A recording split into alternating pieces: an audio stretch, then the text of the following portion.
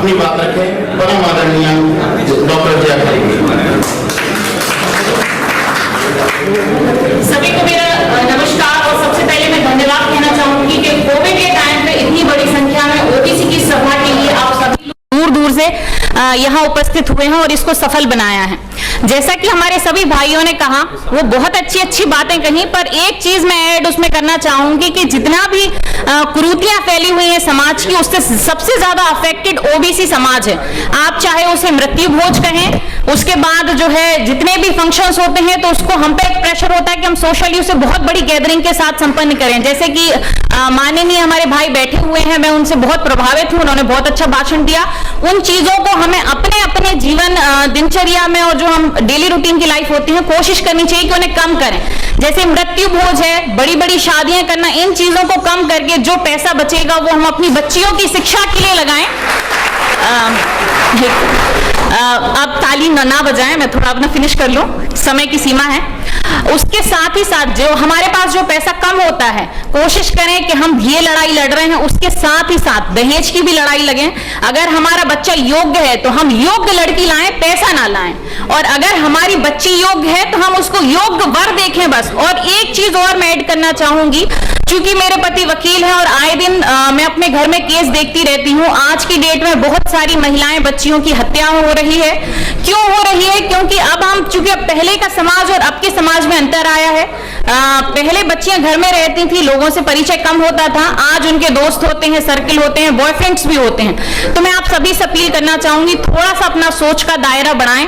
अगर आपकी बच्ची किसी से प्रेम विवाह करना चाहती है तो निश्चित रूप से उसे दबाने की बजाय उनके परिवार को आमंत्रित करें, कोशिश करें उस लड़के को जान पाएं आप, और अगर संभव हो तो उससे उसकी शादी कराएं। जो पैसा आप उसे दहेज में देते, चाहे आपकी जो आपका बजट है वो 4 लाख है, 5 लाख है या 8 लाख है, तो कोशिश करें उस बच्ची की वेल बीइंग के लिए लगाएं, चाहे वो शिक्षा हो या नौकरी हो या उसे आप घर खरीद के दे सकें। पर ऐसा है कि उसके बाद जब ऐसा नहीं हो पाता है तो कई मैंने केस देखे हैं, अदर जगह शादी हो जाती है फैमिली प्रेशर में, उसके बाद उन बच्चियों की मौत हो रही है। तो हर दूसरे दिन हम केस देख रहे हैं, कई दहेज के कारण और कई उनके पर्सनल रीजंस होते हो, लेकिन पढ़ी लिखी लड़कियां हर दूसरे दिन मर रही हैं। तो ये अच्छी बात नहीं है, हमें अपना सोच थोड़ी सी बदलनी चाहिए।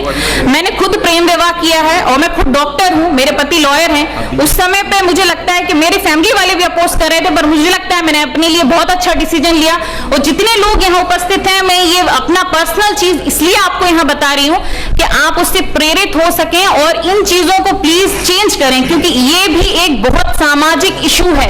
आप देखें कि जब एक बच्ची का विवाह करता है एक परिवार, तो उसके कहना चाहिए जो पैसा वो बोरो करते हैं लोगों से, उसकी वजह से उस परिवार में 5 साल तक कोई काम नहीं कर पा रहे। क्यों नहीं कर पा रहे? क्योंकि उन्होंने वो दहेज जोड़ा है, पलंग, सोफा और ये सारी चीजें, उसके बाद आपने दूसरे को दे दिया है और दूसरा भी उसकी वैल्यू नहीं करता। क्यों नहीं करता? क्योंकि उसे गिफ्ट मिला हुआ है। मैंने अपना घर खुद बनाया और एक एक चीज मैंने खुद परचेज करी है, तो मैं उस चीज की वैल्यू करती हूँ। तो मुझे लगता है हमारे बच्चे बच्चियां इतने सक्षम हैं कि वो अपने लिए खुद फर्नीचर खरीद सकते हैं, हमें उसकी आवश्यकता नहीं है देने की। आप सिर्फ उन्हें अच्छा संस्कार, अच्छी शिक्षा और अच्छी चीजें प्रदान करें कि वो, और सबसे बड़ा, उन्हें आपके पैसों की जरूरत नहीं है, उन्हें आपके सपोर्ट की जरूरत है। आप उनसे कहें कि बेटा आप पढ़ाई करो, मैं आपके साथ हूं। आप पीएचडी करना चाहते हो, आप अदर जगह नौकरी करना चाहते हो, मैं आपके साथ हूं, मैं चलूंगा आपके साथ। माताएं से भी मैं कहना चाहूंगी, अपने बच्चों का सपोर्ट करें, ये बहुत जरूरी है। आप देखें ब्राह्मण समाज, आज यहाँ हम सामाजिक जो बात कर रहे हैं, ब्राह्मण समाज में ये बहुत अच्छी बात है कि उन्होंने अपनी बच्चियों पे बहुत ध्यान दिया है, अपने बच्चों पे ध्यान दिया। वो 4 काम छोड़ते हैं सिर्फ अपने बच्चों के वेल बीइंग के लिए।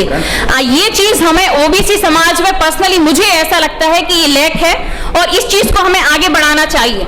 जब हम उनका समर्थन करेंगे, जब उनका विकास होगा, तो हमें उनके लिए सपोर्ट करने की आवश्यकता नहीं होगी। और कहीं ना कहीं ये हमारे सबके लिए बहुत अच्छा होगा कि हमारा बच्चा खुद घर खरीदेगा और हमें बुलाएगा कि माता पिता आप आए और हमारे साथ रहें। इन्हीं बातों के साथ मैं अपनी वाणी को विराम देना चाहूंगी। धन्यवाद।